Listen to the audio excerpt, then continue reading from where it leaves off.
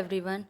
Last video में आपने देखा था कि मैंने आपको सारे सब्जेक्ट्स इंट्रोड्यूस कराए थे कि कौन से सब्जेक्ट्स होते हैं और साथ में प्री एंड मेंस में क्या टाइमिंग होती है और किस में सेक्शनल होता है, किस में कंपोजिट टाइमिंग होती है। और मैंने ये बोला था कि आपको इस वीडियो में ये देखने को मिलेगा कि हर एक सब्जेक्ट में क्या क्या टॉपिक आता है। तो चलिए स्टार्ट करते हैं। सबसे पहले मैथ्स देखते हैं हम, जिसको क्वांटिटेटिव एप्टीट्यूड के नाम से इसमें जानते हैं। वो सबसे पहला टॉपिक यहाँ पे है सिंप्लीफिकेशन अप्रॉक्सीमेशन आता है, जो कि आपको क्लर्क में 10 मार्क्स का देखने को मिलता है एंड पीओ में 5 मार्क्स का। डीआई आता है, डीआई जिसको हम डेटा इंटरप्रिटेशन कहते हैं, और ये सबसे ज़्यादा पूछा जाता है बैंकिंग में। ये आपके प्री में भी और मेंस में भी, दोनों में सबसे ज़्यादा पूछा जाता है। ये 15 मार्क्स का, 15 to 20 मार्क्स का आता है, सबसे ज़्यादा इसको कवर करता है। 15 मार्क्स का अब आपको देखने को मिलेगा, पहले ये 10 मार्क्स का आता था।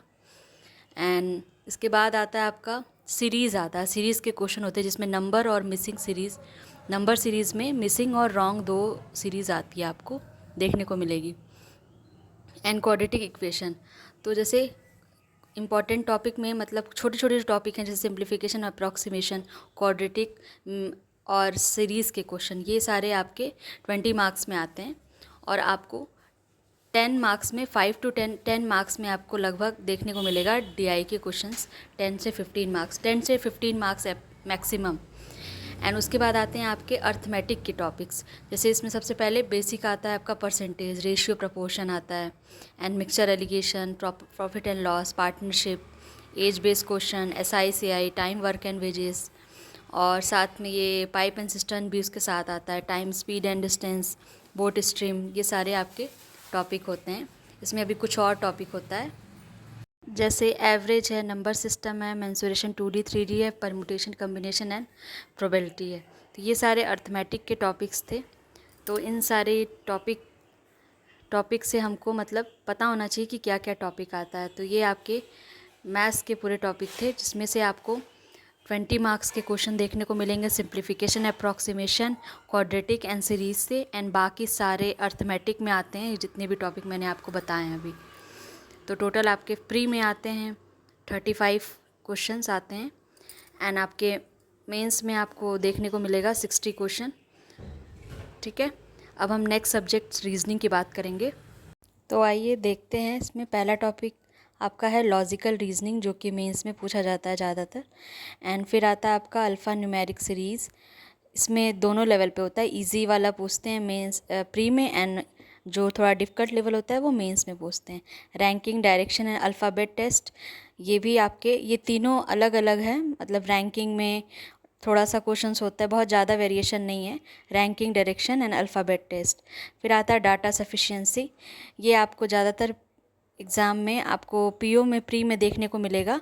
SBI पीओ में मिलता है ज़्यादातर देखने को, बट मेंस में ये ज़्यादा देखने के लिए मिलता है।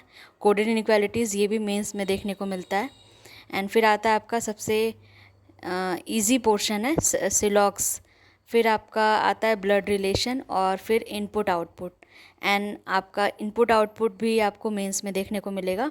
कोडिंग डिकोडिंग, इसका जो इजी पैटर्न होता है वो आपको प्री में देखने को मिलता है। कभी कभी पीओ में थोड़ा अच्छा लेवल भी पूछता है तो उसमें पूछ देता है टफ। तो और सबसे मेन है इसमें सीटिंग अरेंजमेंट और पजल, ये दोनों पोर्शन सबसे ज़्यादा पूछे जाते हैं प्री में भी और मेंस में भी।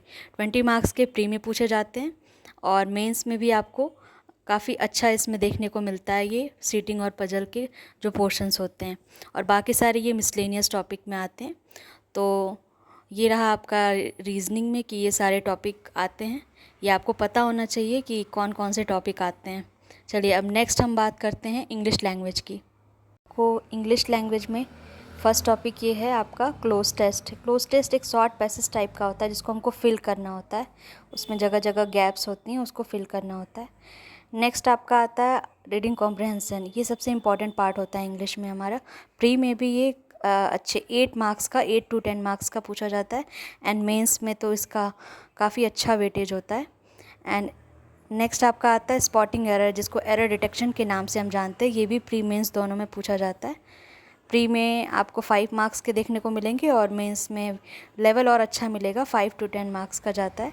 फिर आता है आपका सेंटेंस इम्प्रूवमेंट, जो हम सेंटेंस करेक्शन, इसमें भी वही एरर डिटेक्शन के फॉर्म में ये सेंटेंस इम्प्रूवमेंट पूछा जाता है। फिर आता है आपका सेंटेंस करेक्शन, वही इस मतलब ये जो तीनों टॉपिक है आपका, स्पॉटिंग एरर, सेंटेंस इम्प्रूवमेंट और सेंटेंस करेक्शन, लगभग तीनों मतलब एरर डिटेक्शन के हेल्प से ये सारा तीनों हम सॉल्व कर सकते हैं। नेक्स्ट आपका आता है पैरा जंबल। ये एक तरह का आपको कह सकते हैं हम सेंटेंस रीअरेंजमेंट, इसको हम उसमें उस फॉर्म में रहता है। ये एक सिंपल भी होता है और थोड़ा सा लेवल जब अच्छा करते हैं तो मेंस में वो पूछता है। एंड फिर आता है आपका फिल इन ब्लैंक्स, मतलब वो फिलअप करते हैं, वो वाला पोर्शन होता है। तो ये भी आपका प्री में पूछता है, इजी लेवल होता है और मेंस में थोड़ा लेवल अच्छा होता है इसमें। फिर आता है आपका नेक्स्ट पैरा सेंटेंस कंप्लीशन।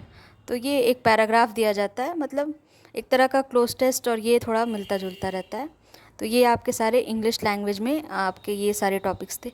आप चाहिए तो आप 120 रूल ऑफ, मैंने बताया था आपको, निमिषा बंसल मैम की एक बुक आती है और उनका चैनल पे भी उनके पड़ा हुआ है 12 आवर की वीडियो, वहाँ से भी आप देख सकते हैं। वहाँ पे ग्रामर के रूल्स हैं, आप उसको भी पूरा पढ़ सकते हैं। और आप चाहिए तो साथ में इसके साथ वो कंप्लीट कर लेंगे तो ये आपका इंग्लिश लैंग्वेज पूरा हो जाएगा। बट अगर आपको और एक्स्ट्रा पढ़ना है तो ग्रामर के एक एक टॉपिक पढ़ सकते हैं आप, टेंस, सब्जेक्ट वर्ब एग्रीमेंट। अगर आपको इंग्लिश में आपको बहुत प्रॉब्लम होती है तो आप एक एक टॉपिक भी पढ़ सकते हैं। तो इसके बारे में और डिटेल में जैसे कि अगर आपको जानना है तो आप कमेंट करिएगा, मैं आपको बता दूंगी कि आप ऑनलाइन कहाँ से किससे पढ़ सकते हैं और मिनिमम आपको कितना करना पड़ेगा कि इंग्लिश में नंबर आपके आएँ, क्योंकि इंग्लिश में सबसे ज़्यादा लोगों को प्रॉब्लम होती है, क्योंकि सारी चीज़ें करने के बाद भी हमारे मार्क्स नहीं इंक्रीज़ होते हैं। ठीक है, तो अब हम नेक्स्ट बात करेंगे जीए के बारे में आता है आपका बैंकिंग अवेयरनेस और स्टैटिक पोर्शन। तो आपको जैसे अभी जो करंट इस समय चल रहा है कि करंट अफेयर आपको पढ़ना है डिटेल में, और ये स्टेटमेंट वाइज आता है, आपको मेंस में देखने को मिलता है। एक एक न्यूज़ को आपको डिटेल में पढ़ना है, डेली का। जैसे 1 जुलाई को 1 जुलाई का कंप्लीट करना है, तो आप वीडियो और पीडीएफ दोनों के थ्रू कर सकते हैं। देखिए, पहले केवल अगर आप वीडियो देखेंगे तो भी आपको प्रॉब्लम है, क्योंकि वीडियो देखने के बाद आपको रिवाइज़ करना पड़ेगा पीडीएफ से, तो उससे ज़्यादा आपको ईजिली मेमोराइज़ होगा।